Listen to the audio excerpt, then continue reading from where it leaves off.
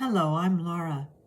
It's Tuesday, June 23rd, 2026, and these are today's Heartlines. Our theme for Heartlines this week is letting in the light.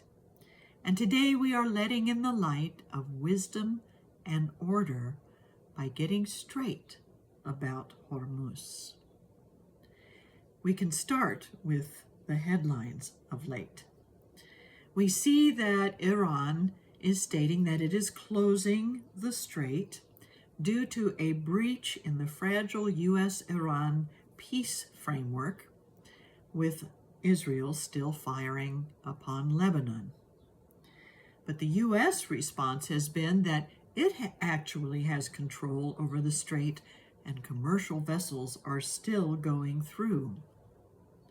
The actuality is that commercial vessels are still going through, but a lot fewer in number than what is actually needed because Iran still has a very strong grip on that area.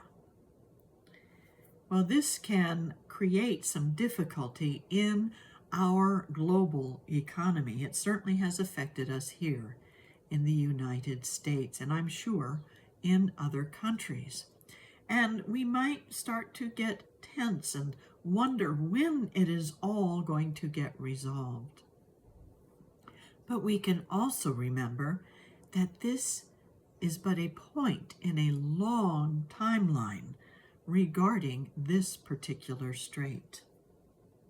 All the way back in 325 BCE, Nearchus, an admiral under Alexander the Great, discovered this amazing trading post between East and West, where other countries, the Persians and the Arabs and India and China, were coming together, and the value of this area. And it remained a very strong trading post for many centuries.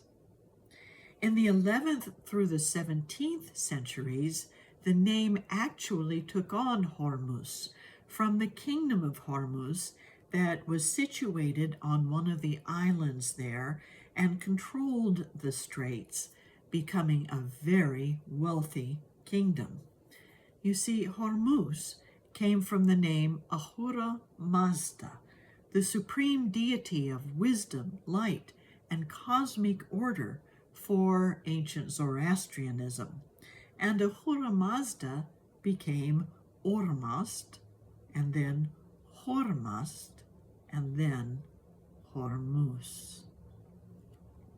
So this kingdom of Hormuz, which was very prosperous for a long time, was then challenged by the Portuguese in the 1500s, and they took control.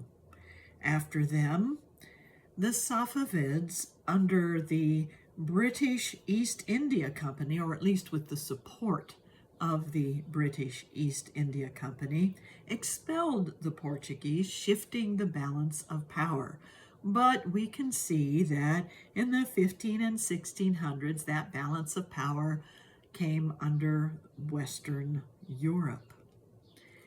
In the 20th century, Hormuz became an important strait for the flow of oil between the Middle East and the West. And it also became a modern flashpoint following the 1979 Iranian Revolution and the political dynamics around that. Then came the 1980s war with Iran and Iraq, where keeping that strait open for both military and commercial purposes was important.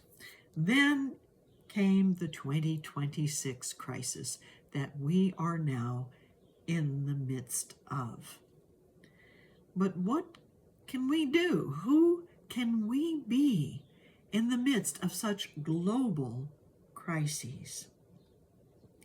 We can actually look at our world as a part of our own being and think of the name Hormuz. Apply its meaning to our own lives. We can light up our own lives with wisdom and order, and in so doing, we can look at what is ours to do through our own words and actions that bring greater order to our world. So we can start this process right now in a moment of quiet contemplation as we take a deep breath and close our eyes and focus on this idea.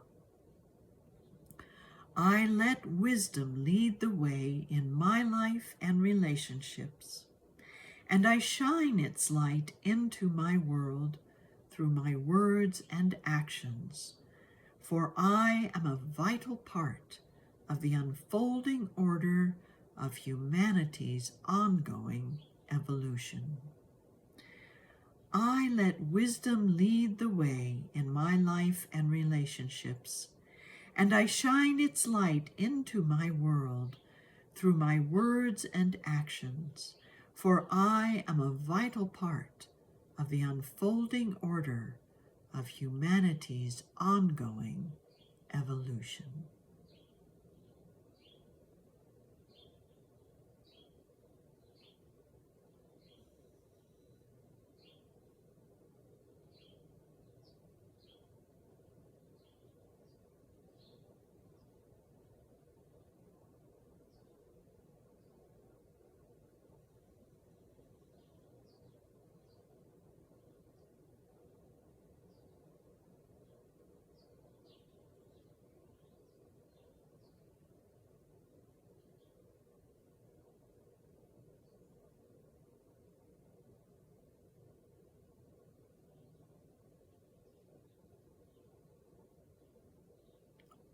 And so it is.